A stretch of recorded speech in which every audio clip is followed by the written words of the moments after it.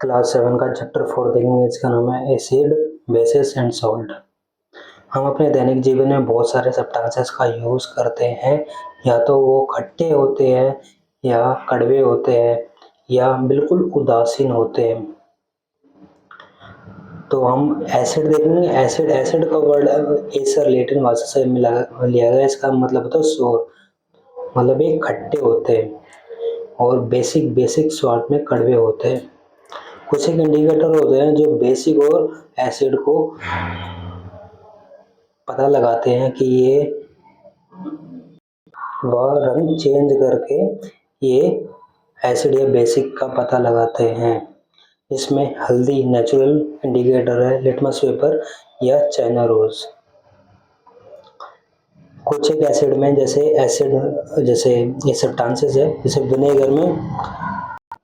Vinegar में acidic acid पाया जाता है, एंड में फॉर्मिक एसिड पाया जाता है, सिट्रस फ्रूट में सिट्रिक एसिड पाया जाता है, कर्ड में लैक्टिक, स्पाइनच में ऑक्सैलिक अम्ला या सिट्रस फ्रूट में एस्कॉर्बिक एसिड, इसे विटामिन सी कहते हैं। और ग्रेप्स या अनराइप मैंगो में टार्टरिक एसिड पाया जाता है।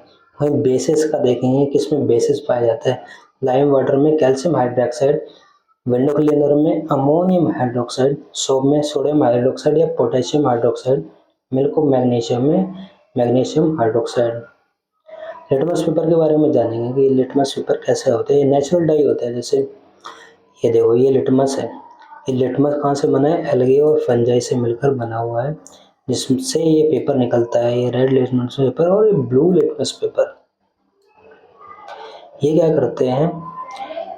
एसिडिक होता है। अगर कोई सॉल्यूशन एसिड होता है तो ये litmus paper blue litmus paper को रेड में कन्वर्ट कर देता है। वहीं अगर कोई सब्सटेंसेस अगर बेस होता है तो ये रेड लिटमस पेपर को ब्लू लिटमस पेपर में बदल देता है।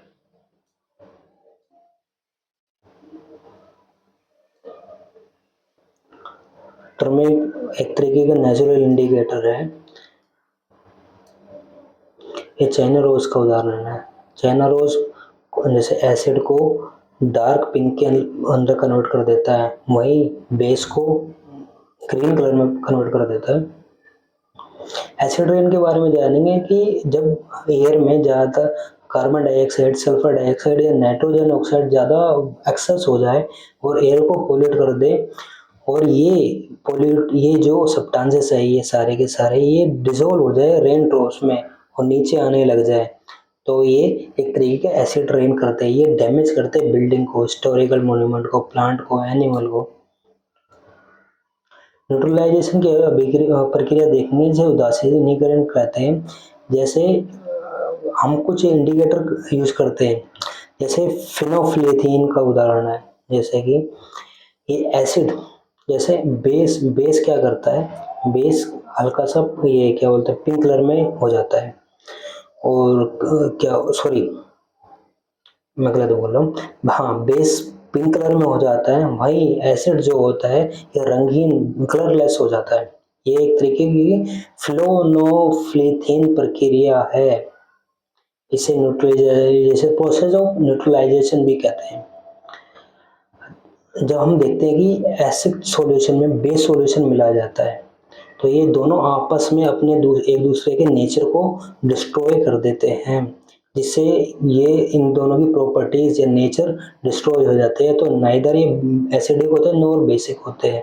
तो इस रिएक्शन में बहुत ज़्यादा प्रोड्यूस होती है हीट, और टेम्परेचर इसका बढ़ जाता है, और इसमें सॉल्ट और वाटर मिलता है। जैसे मैंने कि एसिड मिलाया और बेस मिलाया, तो मेरे को सॉल्ट मिला, वाटर मिला, और इसमें हीट अब्जॉर्ब हुई। इसमें एक रिएक्शन देखते हैं। जैसे हाइड्रोक्लोरिक एसिड में मैंने सोडियम हाइड्रोक्साइड मिलाया, तो मेरे को सोडियम क्लोराइड मिला और वाटर मिला। इनडाइजेशन की प्रक्रिया देखेंगे। जैसे जब हमारे पेट में, स्टमक में ज़्यादा एसिड बन जाए, हाइड्रोक्लोरिक एसिड बन जाए, तो उस प्रक्रिया को इनडाइजेशन कहते हैं। तो इसको हम दूर करने के लिए उदासीनीकरण की प्रक्रिया, न्यूट्रलाइजेशन का यूज करते हैं, जिसमें मेन होता है मिल्क ऑफ मैग्नीशियम से मैग्नीशियम हाइड्रोक्साइड करते हैं। एक तरीके का बेस है जो एसिड के इफेक्ट को कम कर देता है। एंडबाइट में हम देखते हैं, एंडबाइट में हमें फॉर्मिक एसिड पाया जाता है। इसका उदासीनीकरण या न्यूट्रलाइजेशन कैसे करते हैं? इसमें हम बेकिंग सोडा को रगड़ देते हैं जहाँ पे काटा है, या जिसमें सोडियम हाइड्रोकार्बोनेट होता है, वह कैलामाइन इसे रगड़ते हैं। इसमें जस्ता मतलब इसमें जिंक कार्बोनेट का मेन यूज होता है। सॉइल ट्रीटमेंट में देखें, कभी-कभार ज़्यादातर उर्वरकों का या यूज कर लेते हैं, तो ज़्यादातर मिट्टी जो अम्लीय हो जाती है, एसिडिक हो जाती है, तो इसको हम दूर करने के लिए कैल्शियम हाइड्रॉक्साइड, ये जिसे क्विकलेम और स्लेक लाइम, जिसे कैल्शियम हाइड्रॉक्साइड कहते हैं, का यूज करके इनका इलाज किया जाता है। वहीं अगर ज़्यादा बेसिक हो जाए सॉइल, तो हम खाद जोड़ते हैं, जिससे इन दोनों का उदासीनीकरण की प्रक्रिया हो जाए। वेस्टेज देखेंगे, फैक्ट्री में बहुत वेस्टेज होता है जो ज़्यादातर एसिड होता है, तो ये पानी को अम्लीय बना देता है, तो इसलिए ये मछली वगैरह को मार देता है। तो हम इसको दूर करने के लिए, हम न्यूट्रलाइज करने के लिए कुछ बेसिक सब्सटेंसेस यूज करते हैं। Thank you and subscribe.